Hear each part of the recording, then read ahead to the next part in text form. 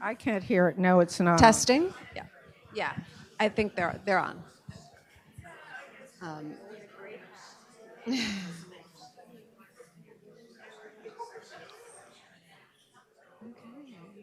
Let's go ahead and.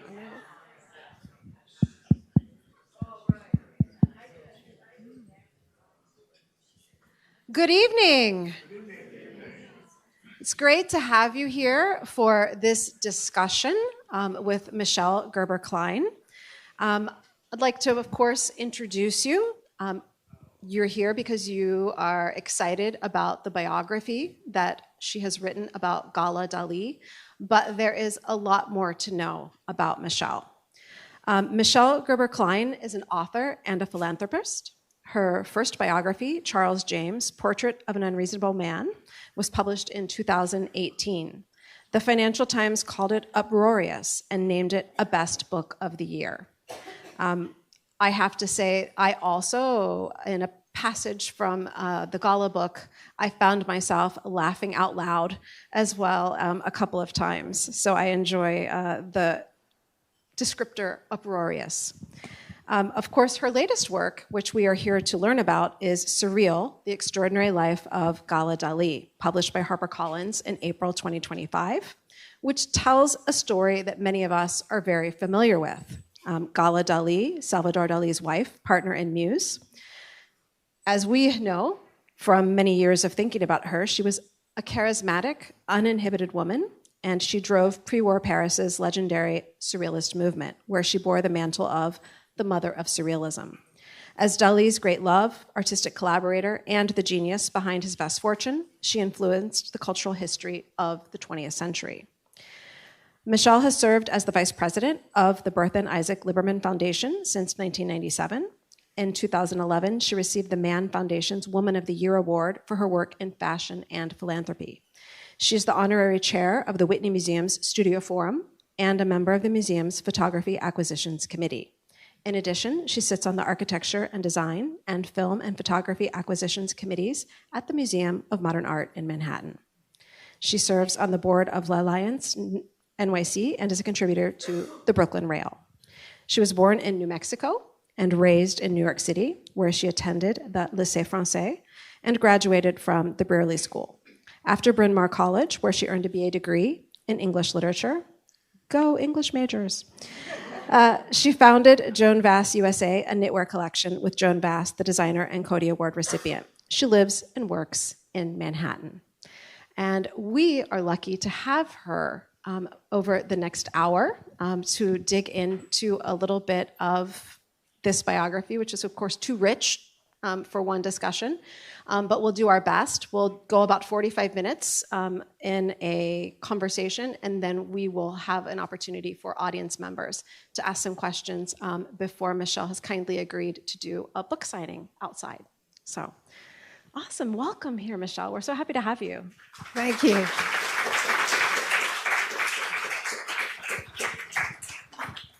Can you hear me?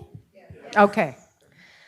So, of course, we have the first slide up here, which is the cover of your biography of Gala Dalí. And I would like for you to share with us what drew you to Gala as a subject, and why did you feel her story needed to be told now?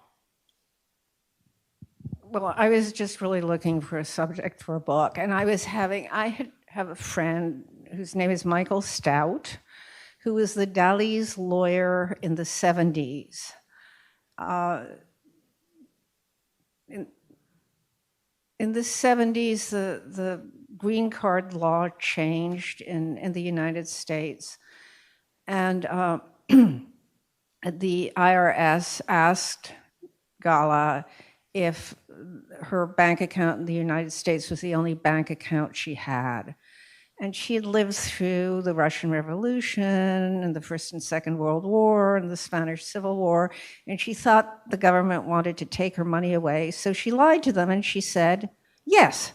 And they figured out that wasn't true, and they started investigating her. So they hired Michael as their American lawyer, and he managed, somehow he got a European lawyer.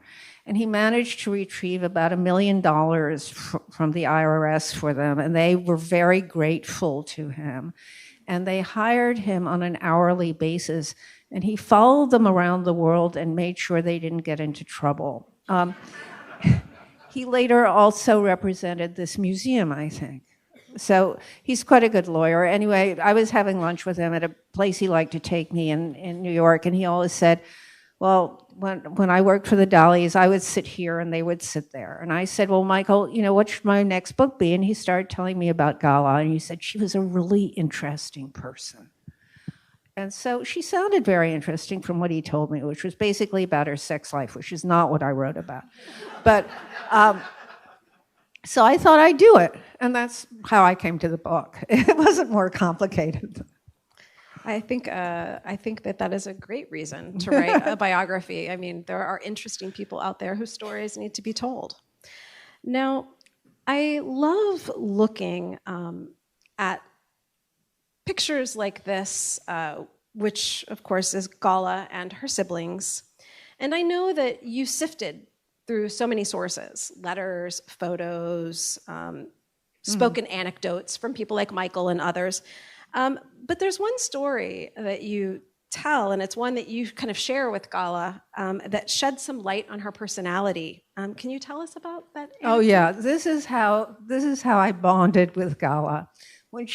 Gala had sort of an unhappy childhood. Her father disappeared prospecting for gold in southern Siberia when she was around 10, and her mother could not legally get remarried, but sort of hooked up with a brilliant lawyer, but it wasn't a sanctioned marriage, so she was in an odd spot socially. And she read a lot as a little girl. And one of the things, and this is the connection, one of the series of books that she read that I read when I was little, when I was going to French school, and all French little kids still read, are books by a woman called La Comtesse de Ségur. And they're books about kids who lived in castles in the 1800s and how they were wonderful children and what beautiful lives they had. And Gala wanted to be one of those children. She didn't want, and so she braided her hair the way the little girls did. She started imitating them and everything. She wanted to become them, and so she started becoming one. And I got that because I'd read the same book, and actually, not because I was miserable as a child, but because the books were so attractive. I wanted to be one of those kids too. I wanted to live in a French castle. Gala eventually achieved her goal, and Salvador bought her a castle in Spain at the end of her life. So she got her wish. But it was how I understood what she had lived with, how she had grown up, the books that she had read. It made her real to me, and it was much easier to write about her after that. Yeah, I feel when you share that, it really reminds me of a lot of instances that you recount in the book. Gala seemed to be a person who was very good at manifesting what she wanted to receive out of life. Yeah, I think that was one of her main personality traits. She'd imagine something. If she imagined it, she could make it real. And so she followed really her sense of what she wanted to have happen to her. I love that. Which is an amazing, made her very courageous. Yeah, and I feel like that really connects. There's so many powerful parts of her personality. And I know that we were thinking about this photo earlier, and of course this is something that we're familiar with here. We talk about surrealism all the time because of Dali. But just as in this photo, the surrealist movement presented its public face as male. This picture is all men. But as you show in your book, Gala was a strong intellectual influence in her own right on that movement, even being called the mother of surrealism. So can you elaborate a bit on Gala as intellectual and her influence? Yeah, I can. So I don't know if everybody recognizes, but the man, not the first person, who is really a dadaist, so we'll leave him out. No, but the second person behind is her first husband, that's Paul Eluard, and she met him in a sanitarium, and she taught, she was sent because was very nervous, and he was sent because he was tubercular when he was a child. And it was a very luxurious sanitarium. And she was the only person in that sanitarium. It was the sanitarium that Thomas Mann wrote about in The Magic Mountain. But everybody else spoke German, and Gala was the only person who spoke French. So they fell in love. She taught him how to write poetry, right? So that they had an intimate connection. There's André Breton, I'll talk about a little later. Salvador Dali, obviously, who she married. Max Ernst, whom she had an affair with, and he painted her madly for 2 years, every day practically. Man Ray, who took the picture on the cover of my book and many other pictures. She had intimate relationships with all these men, particularly Breton wrote his most famous book, which is called Nadja. It's a very short novella, and Nadja means the beginning of the beginning in Russian. And the heroine there's a real heroine called Camille Delacourt, but the characteristics of the heroine are Gala's characteristics. She has Gala's eyes, she has Gala's temperament, she has Gala's intuition, she has Gala's slight madness. And she becomes, this heroine becomes the female personification of surrealism. And so as a result of that, Gala got the name of the mother of surrealism. Now, obviously, Gala exerted a strong intellectual influence on the surrealist movement, had relationships with many of these figures, and I wanted to dig into a few of those relationships because I feel that we often hear about her in the guise of a muse. But one of the things that I came away with from your biography was her role as an active, creative co-collaborator with. Well, she was very active, that's for sure. I mean, she had a strong personality, well thought out, strong opinions. I talked to many people thought she was motivated by money and that she left Edouard, this is Edouard, who was her first husband, that she left him for Dali because she was financially motivated or otherwise motivated. I don't think so. But anyway, I consulted a psychiatrist when I was writing about this to make sure. And the psychiatrist said, this is the most fascinating woman I ever met. She found these men who were sort of half dead and breathed life into them. Anyway, so Paul, when she met him, obviously was tubercular. He was young. He was born in the worst slum in Paris. He was talented. She looked at him and she said, "You're going to be a great poet." And he believed her, and she taught him. She had a secondary school education in Russia, but she had a diploma signed by the Tsar, Nicholas II, the last Tsar of Russia, entitling her to teach literature. And she taught him about poetry, and they wrote poetry back and forth. And they renamed him. They created this poet called Paul Eluard. His name was originally Eugène Émile Grandel, which is not as sexy as Paul Eluard. And so they created this character called Paul Eluard, and she helped him write poetry under that name. And I know in one of his, even in one of his later letters, after they've been apart for a long time, he jokes with her about how much money they've made because as co-collaborators on Paul Eluard. When they got married, I don't know how she thought this up. They had a prenuptial agreement, which I don't really think they had in the early 1900s, but they did. And the prenuptial agreement said, any money that he makes under the name Paul Eluard, half of it belongs to her. So, and she never took any money from him. And when she got divorced, she didn't take any money from him. But at the end of his life, he was famous, and he started making a lot of money. And yes, he said, under our agreement, which is still in force, I owe you a good bit of change. Exactly. And I think very proud. as you mentioned, it wasn't really about the money. I think it's more of a recognition of her importance to that third person, Paul Eluard. She got back what she gave. She, in recognition. And in money in the end, too. Not for him, but from Dali. I mean, they were super rich, but that's enough. So, but she's cute. Well, that's a pretty good picture. She was. She looks like a little girl almost. She's very modern. And anyway. Yeah, I love that picture. And of course, another important figure in her life in terms of co-collaboration creatively was Max Ernst. Yes. So that's Max Ernst looking as though he's on drugs because he's so happy that he met her. And she's wearing his croix de guerre. It's right after the First World War. And he's given her, so they're going steady, even though she's married to Eluard, who isn't here. That's Ernst's wife, Louisa Strauss. That's his son, Mini Max. That's a guy called, that's John Arp. And this is a guy called Bargeld, who was a Dadaist. But this is where she and Eluard went to Cologne to meet Max Ernst, who was famous. And they wanted to bring him back to New York. They wanted to work with him. And they did. And Paris, excuse me. And they did. And this was when they were getting to know him and when he was falling in love with her. So they smuggled Max from the Weimar Republic, which was very strict about art, and he was considered a dangerous person.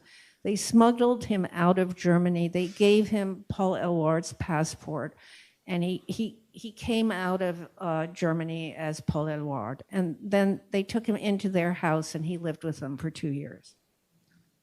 Yeah, and they had, in this house where they lived, I know that Ernst did a lot of really interesting work on the walls, murals. He made panels. So it was the time that King Tut's tomb had just been discovered. So people were really interested in wall drawing. And with Gala as his model and sort of telling him what she wanted, he made wall panels for the entirety of the house.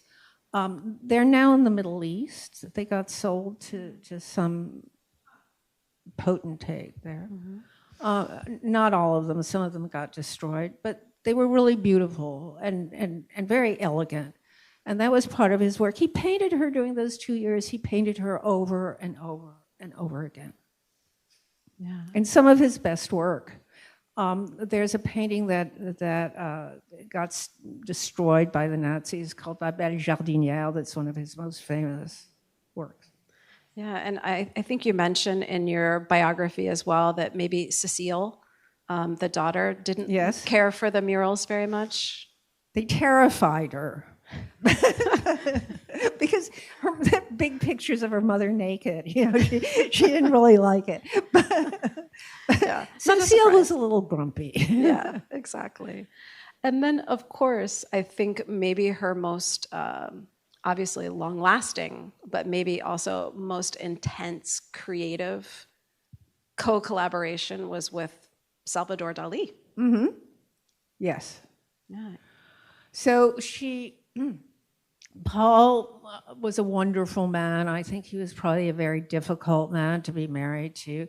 At one point, he disappeared, and everybody thought he was dead or whatever. He took some money from his father's firm. He took around $70,000 from his father's firm, and decided he'd go sailing around the world. And he ended up, I think he ended up in Indochina. And he cabled her from there, and he said, "I'm bored. Come get me. I bought you some nice presents." Anyway, so she and Max came and got him and persuaded him to come home, and that was the end of the affair with Max. But it wasn't really the same between them after that. And Dali went to Paris and was introduced to Eluard and was very impressed with Eluard because Eluard seemed very urbane and sophisticated, and he thought, boy, that guy must have a really interesting wife. And so he invited Eluard to come visit him in Spain. And this was before he was well known. And Eluard took him up on it. And so they went to Spain, and she met Dali, and she saw somebody that she had an emotional bond with, and somebody that she could really help. And she left Éluard, and she started living with Dali, and finally he said to her, well, you've got to marry him. So she married Dali. That's basically what happened. Now, I know just as she collaborated with Éluard on his poetry, and they kind of created this third figure, Dali has always given her a great amount of credit for his art, and there is a whole period of his career where he's signing his paintings with her name included, as if, again, creating this third person. The melted watches are signed Olive, which is olive, which was his nickname for her because she had olive-colored skin and an olive-shaped face, Salvador Dali. So he signed her name to her nickname, to his most famous work, basically. And he gave her credit for that. And I always think because she got him away from his bad memories of his mother dying and his not getting along with his father. And, the watches show how memory distorts itself and how you can get yourself away from time in a way. Mm-hmm. So he gave her credit for that in part. When she's, the story, when she saw the image, she said, once one sees that image, one can never forget it. Mm-hmm. So it's a joke, but I think she did lots of things. She sat with him when he painted. She gave him ideas. She modeled for him consistently. And together, between the two of them, they also created a new personality who was herself as a mythological woman. So there he's painting her as the Medusa, and he's painting the Medusa head on her.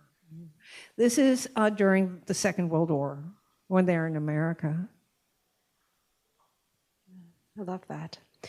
Now, I know you have a particular interest and expertise in fashion, and so I wanted to touch a little bit on that. We're all very familiar here with Dali's own outrageous personal style, his fur coats, his collection of canes. But Gala was also a very interesting figure in terms of her fashion and the way that she used fashion to craft her public appearance and also these collaborations. And I thought we might look at a few of those. Well, this is Schiaparelli, and Coco Chanel's called Schiaparelli that artist that makes clothes. Schiaparelli was not that interested in fashion. She was very interested in working with artists. And her collaborations with Dali and the Dalis are very famous. Gala invented the shoe hat, basically. It comes from a photograph she took of Salvador with a shoe on his shoulder and a shoe on his head. That's a real shoe that's made by Schiaparelli's cobbler, basically. And it's a hat upside down. And then those lips are Mae West's lips. The Surrealists liked Mae West. They thought she was very cool. So it's the shoe hat and the lip jacket. It's in the collection of the Metropolitan Museum of Art.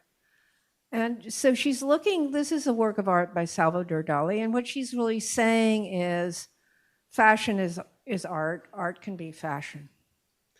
And I know that, kind of speaking of that, she, even in some of the contracts, like with the patron, Edward James, she worked in her wardrobe to these contracts. Edward James at one point, in the late 30s, and into the early 40s, Edward James his family was of American origin. They owned copper mines, and he was very, very rich. And his mother was a Scottish aristocrat. So he had a huge estate in England, and he subsidized them, and she had a contract with him that he would buy all of Dali's work for a set amount. It came to that he was going to subsidize them to the tune of $500,000 a year, which was more money than they'd ever seen. When she got together with Salvador, his father disinherited him and just cut off all the money because she was a married woman and she was not only French, she was Russian. It was very embarrassing to Senior Dali. So she got James to do this contract. It was $500,000 a year, plus she got a wardrobe from Schiaparelli that she would co-design with Schiaparelli. So that was smart. Yeah, absolutely, absolutely. And she was a very good businesswoman and very creative in what she asked for and thought of. Yeah, and it reminds me just of that first anecdote you shared, where she wanted to be a princess, so she braids her hair in a certain way, and she becomes the princess, right? Yeah, absolutely.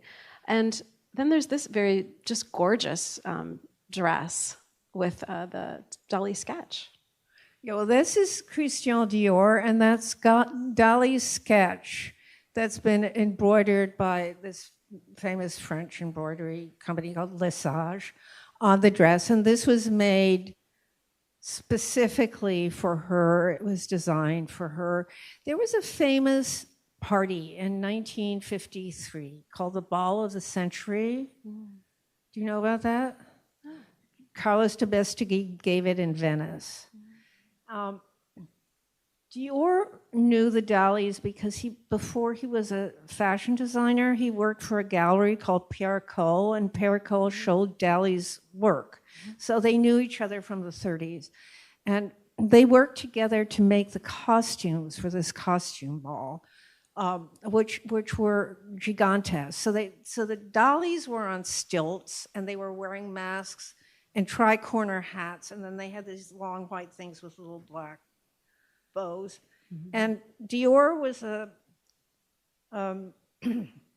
very small and round, but he had the same outfit on.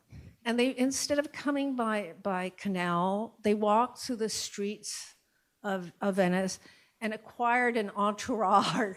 So when they arrived at the party, they came with their whole own family, followers, and it was a very dramatic entrance. Anyway, so that's her relationship with Dior, except that she was buried in a Dior dress.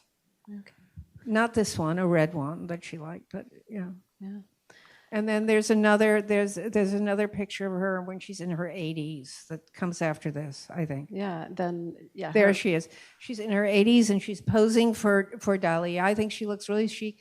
And the little bow in her hair is a present from Coco Chanel that she got when she came back to Europe in 1947 after the war, and she was buried in that little bow. She wore that bow every day. Yeah, and it definitely makes an appearance. I think she looks really cool, actually. Very chic. Yeah. I think she always had that ability to, even when she was dressed to the nines, she looks very comfortable with herself. Yes, I think so too. Yeah. And it's part of her chic. It's like I'm chic without trying. Yeah, absolutely. Yeah. I feel that. Now, obviously, Gala had relationships, as we said, with Eloire, with Ernst, and then, of course, later she had a couple of younger men in her life.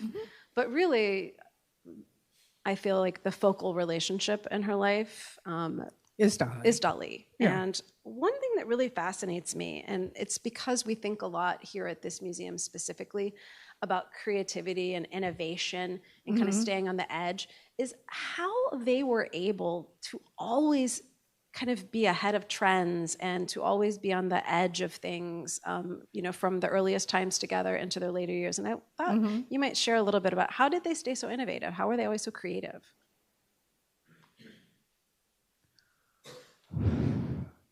Well, so I don't know that has very much. I'm just going to tell you about this picture really fast. So this is in 1940, and they're disembarking. They're getting off the ship, and they're coming to America to stay for the war years. And which was a huge transition in his career. He was already, he had a reputation as a bad boy, so the headlines in the newspaper were, "He'll be good." But how did they manage to? I think they influenced a lot of people, and then they commented on the influence. So we were talking earlier about, what were we talking about? Well, one of the things you said to me when we were having a conversation that I thought was really interesting, and it coincides with this period, is that obviously Dali concentrated so much on painting earlier, but Gala kind of freed him up to go into all of these different directions and not just painting. Well, they needed money, but yes, but she called it expressions of talent. And so she started exploring other directions that they could go into to make money, because when the war started, the market for high intellectual art sort of fell apart. So she started having him do portraits of her.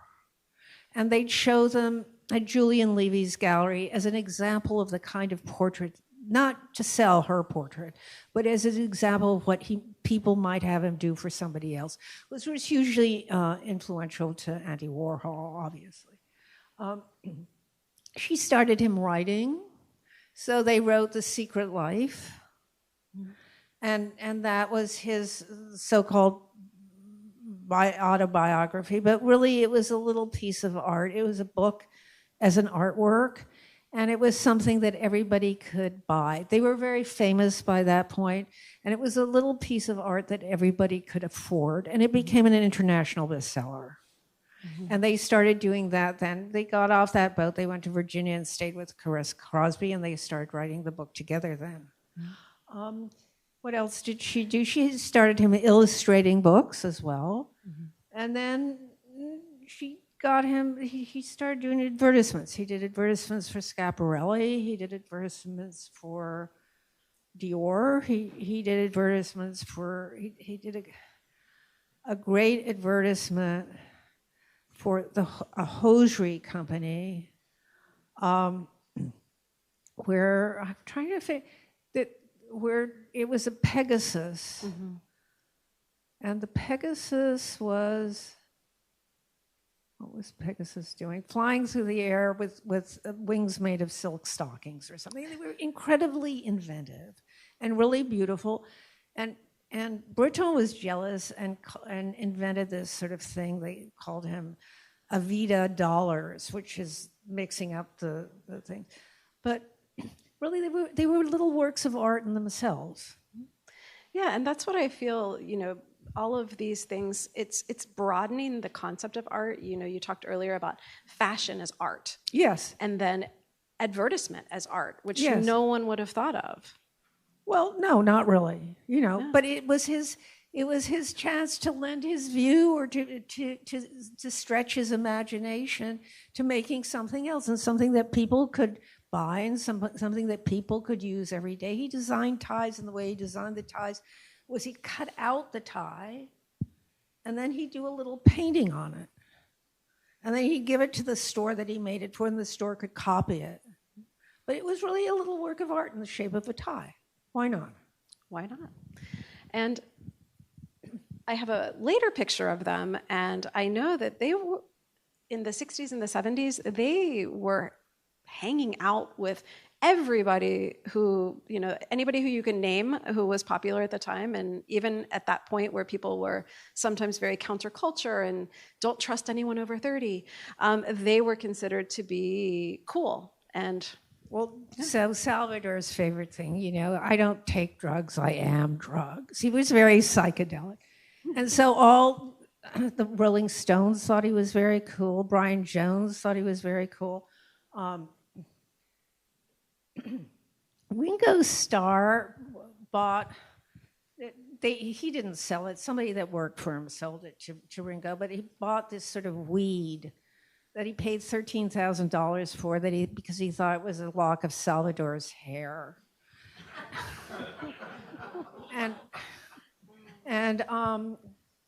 Yoko and John on their honeymoon made a pilgrimage to Port Ligat to meet the Dalis. So that's an interesting collaboration that sort of, in a way, mirrors what the Dalis did, although John wasn't as free to give credit to Yoko as Salvador was to give credit to Gala. But yeah, I always think that dress is by a Spanish couturier called Pertegaz. And they're at an opening in Manhattan, and I think this is in the 70s. Yeah. In the 70s. Now, I wanted to choose an image from our collection, not necessarily for the content of the image. This is Gala as St. Helena, the mother of Constantine, and as I learned when I was researching this painting, the patron saint of difficult marriages.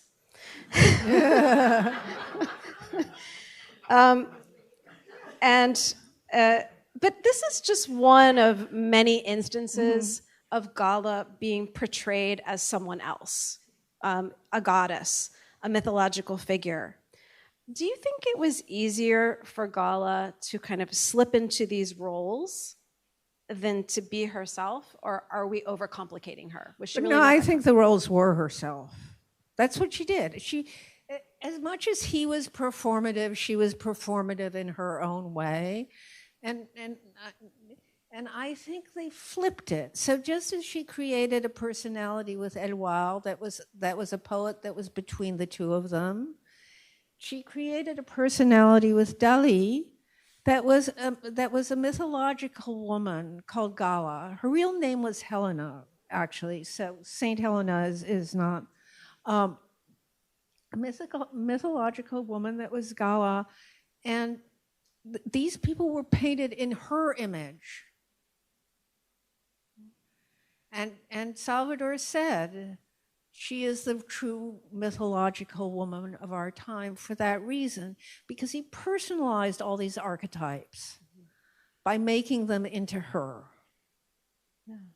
I love that. I love flipping it like that. Like instead of her becoming these people, they're becoming mythological Gala. Right, exactly. Yeah. So there she is, and he loved Port Ligat. He kept painting Port Ligat over and over and over. All the time he was in America, he'd paint his country. He's so homesick, I think. Of course, and they had a beautiful home there eventually. Yes, that they made out of shoeboxes, basically. Yeah, right. Anyway, exactly. So, speaking of myths, I thought that this would be a good time to address the fact that there are a lot of myths about Gala, many of them negative, misogynistic, that portray her in bad ways as being manipulative or unfaithful or money hungry. How do you address those myths? Well, she and Dali had a very strong bond, and she loved, I'm addressing the infidelity issue. She liked teaching and nurturing and mentoring young talent. There's no question about it. And she liked sleeping with people. I don't think she was a sex maniac, but if she liked a man, and it was normal, I think, for her to sleep with them. And I don't know that she considered it necessarily an infidelity. And it wasn't like she was running around trying to pick up young men on the street. But there were a few. It was also a way of updating themselves. So she had her last lover was Jeffrey Fenholt, who played Jesus Christ Superstar in Jesus Christ and Jesus Christ Superstar, and he was very sexy, and he and she'd show up at dinner parties with him, and Dali would go, and here's Gala with Jesus Christ, and he loved it. He thought that was great. So it was a way of updating herself. It was a way of keeping herself au courant. It was a way of continuing to help and mentor young men. And it was a way of breathing new life into their relationship. And in a way, I mean, he was there. He was present. And many of them were his friends as well. So, voila. And I think that some of that negativity, as you said, Right. comes from, there were people trying to take advantage of Dali and of her, and of course she was trying to block that, and so people would interpret that as negative. She sort of stood in between the men who wanted to get to her husband and his money that she had made for him, actually. And I told you the story of talking to the shrink, and the shrink told me about monkey behavior, and the shrink said, well, with monkeys, if a monkey is in the presence of a stronger male, they attack the female. And I think it was that kind of thing. Dali was stronger than them. They wanted to show, and so they attacked her. It's a guess. I don't know. I didn't dislike. I liked her sort of. I got her, and so I'm not like her, but I could see where she was coming from. And it made sense to me, and it didn't seem shocking or bad. She was very, very, very faithful to Dali and what they did together in that sense. So if she had 2 or 3 lovers, it wasn't in their vocabulary to object to that. And I think the love affairs were actually fairly short-lived. Except for Finn, it'll probably last a little longer. But now, I do want to give our audience a chance to ask some questions, but as we wrap this up, I wanted to think about the final years. And I know that Gala and Dali's final years were spent with a lot of activity, including the very important creation of his museum. What were her final years like? Well, they were very successful until she I think had Alzheimer's at the end, so then that wasn't. But she achieved, this is their museum that they built together, so it contains art, and it is a work of art, and it's an homage to her. This is her little boat.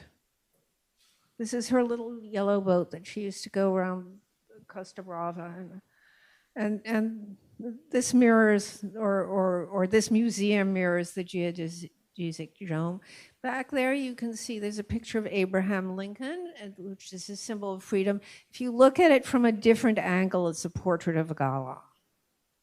She's everywhere in this museum. It's sort of their Jacob's ladder, and it's his ode to her. Yeah. So that's what they did together. That's the last big thing they did together. Yeah, and I'm going to... And the Morses came to the opening.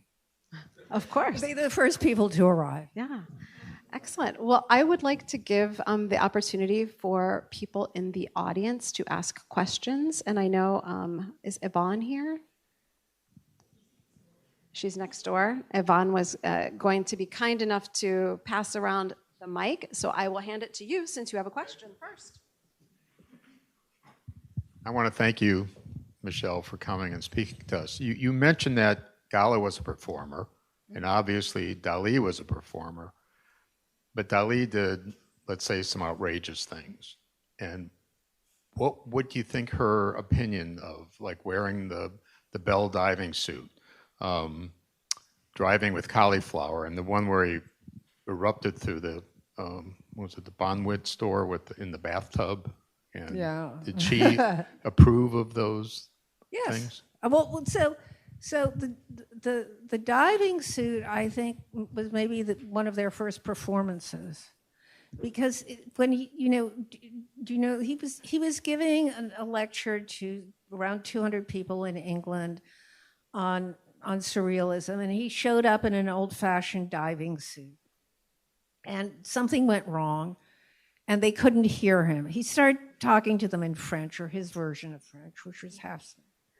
And so he gestured for help, and they thought it was a joke, and they started laughing, and he started rolling around on the ground, and they started applauding, and he became frenetic, and they jumped up, and the audience was jumping up and down, and finally Gala appeared with a key and unlocked his helmet, and he came out and he said, "Oh, I almost asphyxiated. I was wearing the suit to show how deeply Gala makes me dive down into the subconscious. And it made headlines in all over Europe and America, and he sold out his art. So that's what they did. That was their kind of performance things that they did. I think she participated. She was the straight man. And she got all dressed up, and she was very seriously dressed up, and she was very elegant. And he wore these costumes, and they played it like that. Absolutely.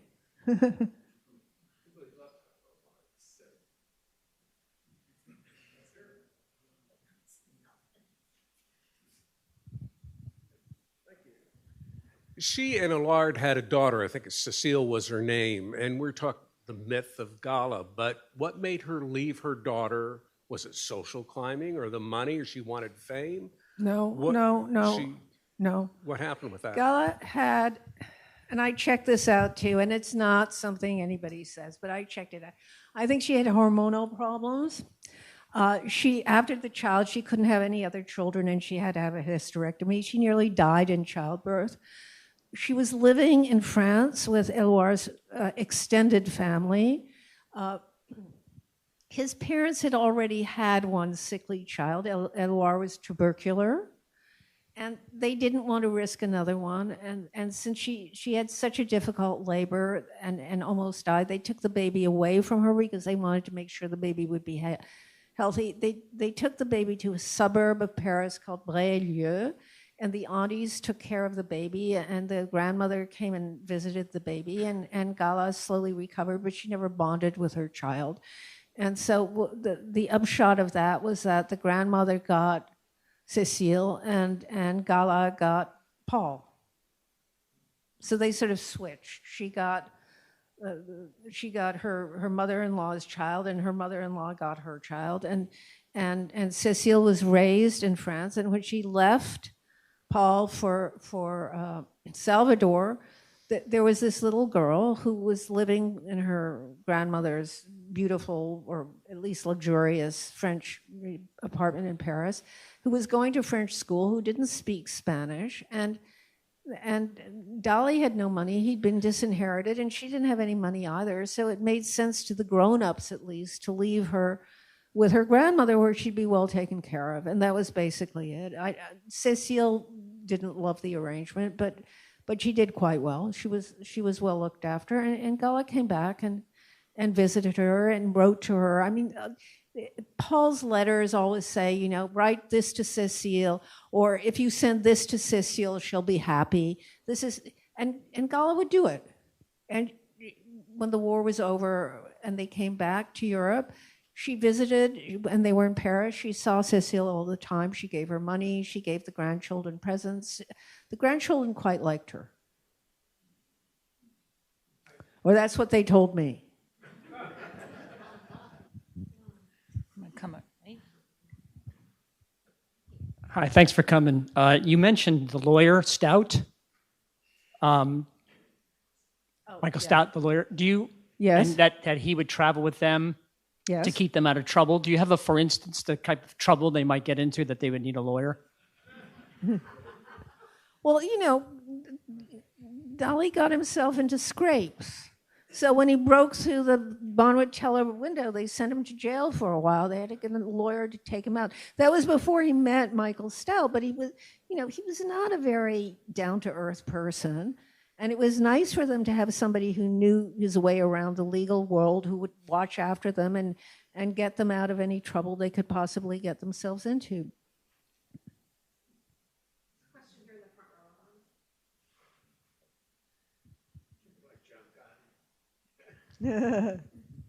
row. Thank you for it. You've fleshed out Gala beautifully. Questions I have to do with a couple of the photographs, and it's more my impression, I think, but maybe there's more to it. The photo of all the artists with Gala, they all are very masculine, except for Dali. That was one impression made for me from that photo. He was the least masculine of the group. No, he's tiny and skinny. He's very good looking. He's Yeah. tiny and skinny, and he's probably, I didn't know him, so I can't tell you, but my impression is he was not particularly masculine, but that doesn't mean he was feminine either. No. Okay. But, and then the other photo that struck me was the one of Gala in her 80s sitting in the snow with her back to us.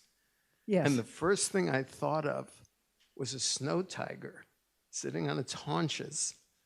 And did she have infinity He with called her animals? Leonetta, little lion. Yeah, she has a feline quality, definitely. Okay, it was very. the Yeah, impression I was think she looks incredibly chic in that photo. It's actually my favorite photo of her, in a way. Yeah.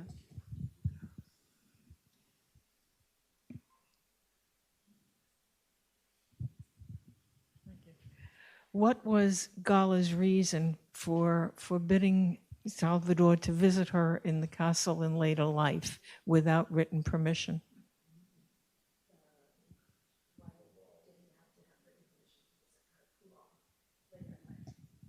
She wanted a little. She wanted a little quiet. Dali was a very exaggerated person and very emotional and needed a lot of looking after. And she wanted, at a certain point, a place of her own that she could retreat to and rest, and that was her place that she made. And so it was a formality, but yes, she said, you can't just come bursting into my world. You need written permission from me. It was her way of doing a little boundary, which I don't know that she actually exercised particularly, but it was her house and it was her castle and it was what she had dreamed of, and it was her own world outside of Salvador. It's compared to, Virginia Woolf's famous A Room of One's Own. Michelle, where is this museum? What? The museum is in Figueres. It was called the Theater Museum, and it was a deserted building, but it had been, when Dali was young, the first place that a work of art by him had been hung up. It was the first place that he had showed art. So they got it from the state and they turned it into a museum, the Dali Museum.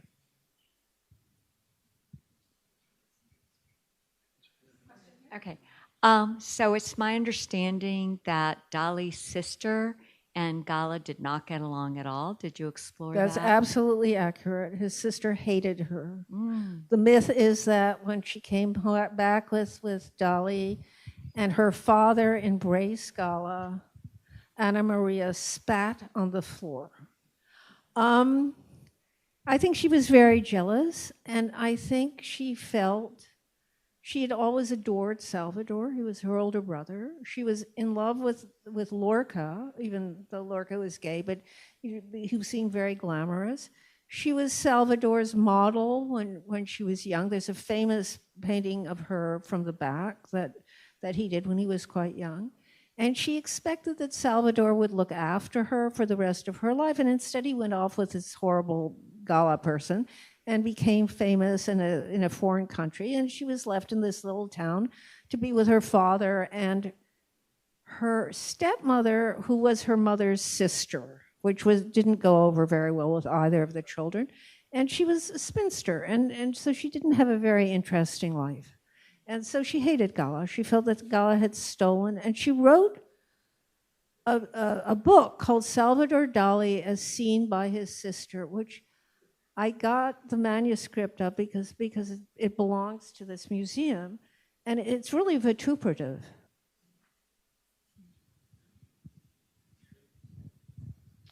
Well, thanks for coming here today and giving us probably a different view of Gala than we've seen before. Some of us have read The Wicked Lady, and we've also seen her portrayed in Dali Land. And the impression I get is that you're presenting us with a different Gala, so I appreciate that. I had a question for you, though. My understanding is that she once told people she was Jewish, although she wasn't. Are you having trouble hearing me? And No. I believe her maybe her stepfather, or I'm not sure how that exactly worked, may have been Jewish. Her stepfather, Gomberg, was Jewish. He was half Jewish. And he was he was a very influential lawyer before, on the brink of the Russian Revolution. He represented the Tsar and the Bolsheviks at the same time. He was rich and he was successful. He did. And so Dali used to tell people, because she claimed to get her negotiating skills from him, and he probably did. She probably did. She probably learned a lot from watching what he did. And Salvador used to tell people that she was Jewish, but she wasn't. I looked that up too, and there's no way. There's no record, and the names aren't Jewish names. But she adored Gomberg, and they adored each other. And so, it's another bit of legend that floated around. Part of the myth making of what she would do. Part of the myth making. Yeah. I think we have time for maybe 2 more questions. We have one over here. Thanks again. One of the great tours here is the provocateur tour, and there's a lot of sex in many of the paintings. Was there any indication that they had a normal husband and wife relationship, as it were? He wrote when they first got together. He was a virgin when he met her. He was 25 years old, and he was a virgin. When they got together, they went someplace, and he wrote Buñuel a lot of letters about how great it was to have sex with her. So yes, they did. I don't know how long. I don't know that it lasted into their 80s, but yes, they did. Well, I think we need one more question after that. Janet. Hi there. I'm curious, with his behavior being so strange, and there was no such thing back then, have you entertained the idea that maybe he was on the spectrum with a very high intelligence? Autism. No, I think he was, that's a really interesting question, actually. Because he couldn't really spell, and there are a lot of things he couldn't do, and what he could do really, really well is paint figuratively, and he could do that when he was 6.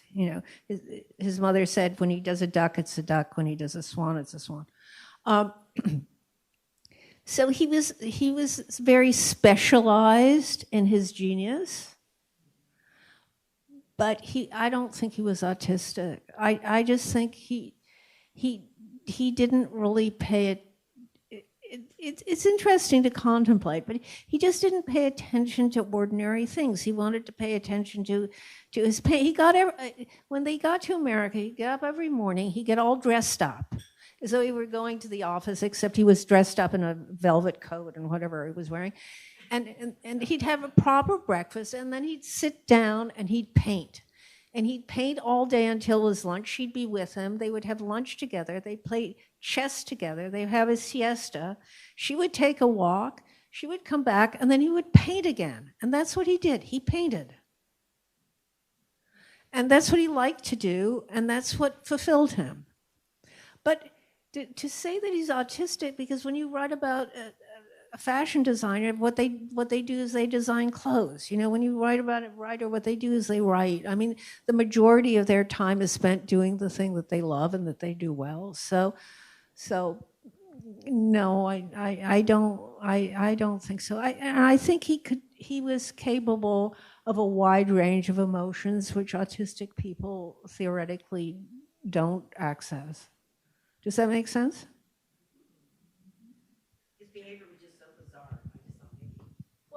But he played it up. He was a clown. That was part of his personality.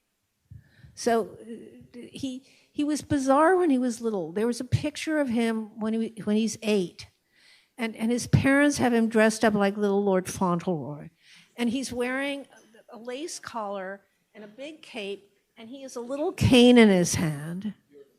And so this is part of who he was as a kid. And she didn't try to stop it. She just tried to channel it so it would be beneficial to him. Well, I hope everyone will join me in thanking Michèle warmly for this amazing discussion.